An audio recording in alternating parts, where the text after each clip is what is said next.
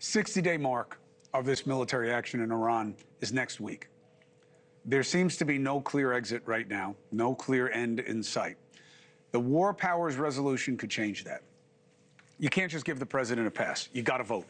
Republican from South Carolina, representative of Congress, Nancy Mace, who's also running for governor of South Carolina, originally supported the president's war, doesn't want boots on the ground, but we were also told it was just going to last a few weeks. So what does she think now? And I want to get into her recent anti-corruption efforts in Congress.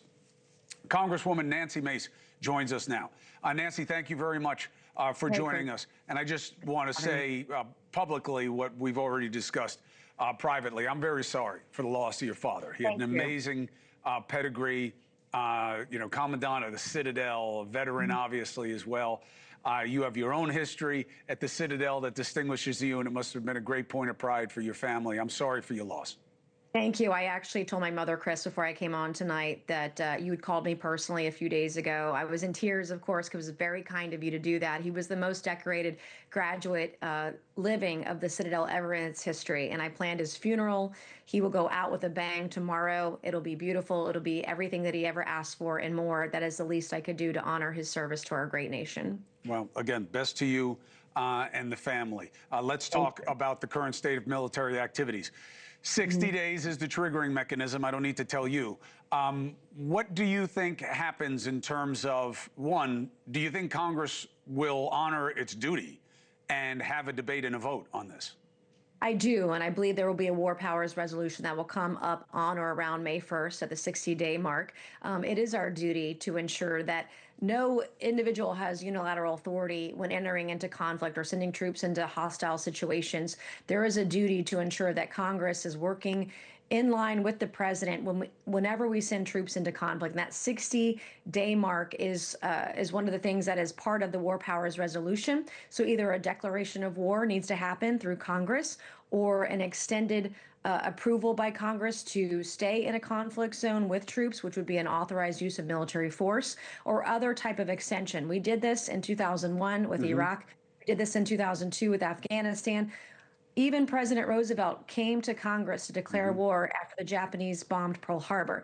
So this is tradition, this is law, this is part of the institution to ensure we understand what we're doing, where and why when we're getting and using and utilizing these authorities. What level of confidence do you have that there's an exit strategy here that's attainable?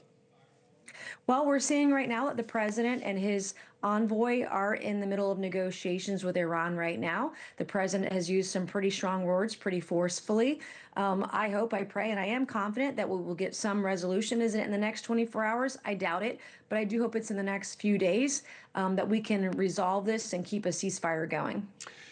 I don't, look, you asked for this power, and you're running for governor in South Carolina, so these are the kinds of things you want to deal with. We have a very tough situation. How can you have any confidence in any deal that is made if you leave the regime in place? And I'm not saying that we have to go in and remove the regime. I wasn't advocating for any of this. But you know that they break every deal that they make. So the president's saying, well, the regime's going to stay in place. I don't have any problem with the theocracy. These guys are different. They don't seem different, Representative. And what kind of deal could you trust? Well, I think it's very hard to trust anyone who wants a nuclear bomb, which is why the president went in to bomb the heck out of Iran. You can't trust the Chinese. You can't trust Russia. You certainly can't trust Iran at this juncture by any stretch of the imagination. If you're going to go in and do regime change, that's really through the intel community. You do it from the inside out. You don't do it with the troops on the ground. It's very difficult to do. In fact, we've never been successful at doing regime change with troops on the ground in the Middle East or really anywhere that I can even cite at this point. That would be something that would be intel driven from the inside out. I could see Mossad assisting in that kind of endeavor. But I think it's the kind of thing where we have to be able to have checks and balances. We have to be able to have people we trust on the ground in Iran looking at what they are doing or not doing with uranium or any kind of enrichment, whether it's a 10-year, 15 or 20-year moratorium on any kind of uranium enrichment. We have to make sure that we're going to have access not just to one, but to all the mountains where that material is hidden right now. I think that's going to have to be a very important part of it. The other thing is we can't have pallets of cash.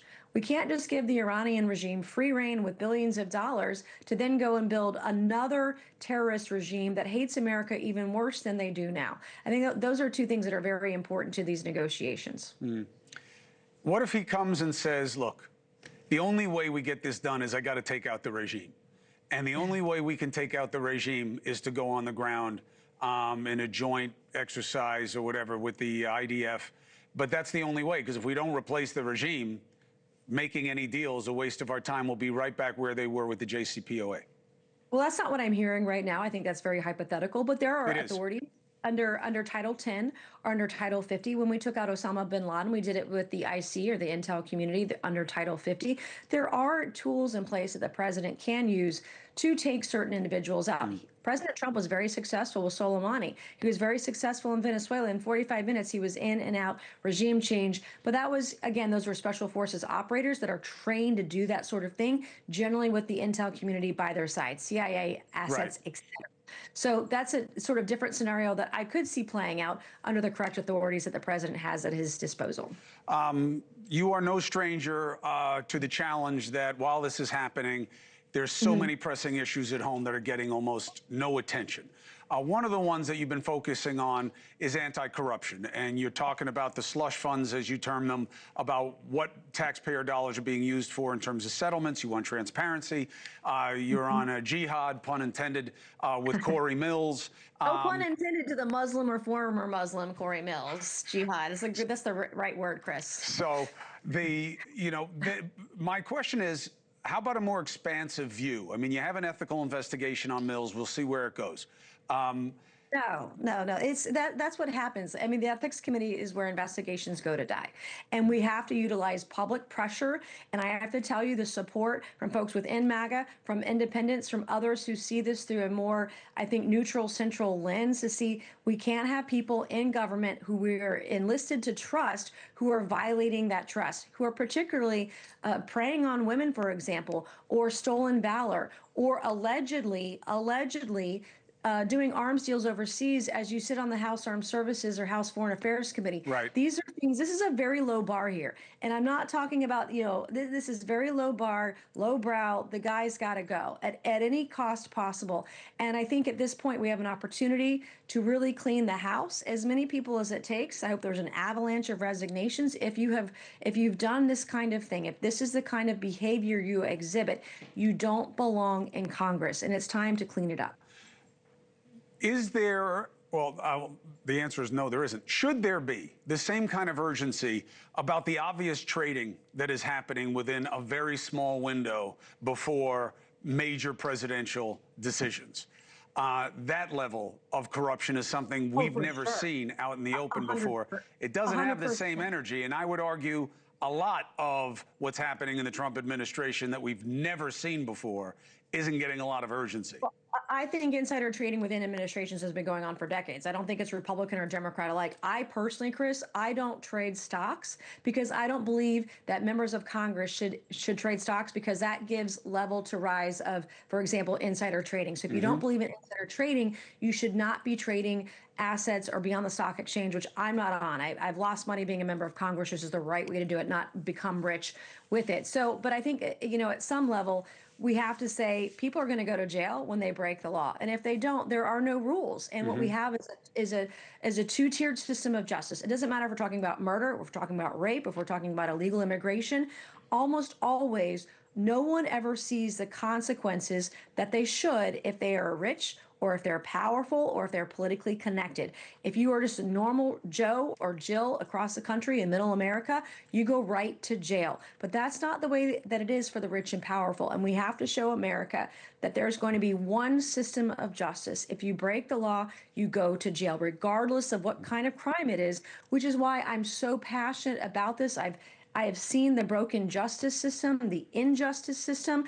I don't have faith in the justice system until I see people go to jail and get the consequences they've earned and that they deserve. That is the only way we're going to fix this system. Representative Nancy Mace, thank you for coming on the show, especially with what you have going on. Again, best to the family. And God bless you. We love you, truly. Like I talked to my mom at length about how hospitable you were, how kind. Again, when I came into the Middle East a few weeks ago, you were there. You were very helpful, and we're very grateful for it. So thank you.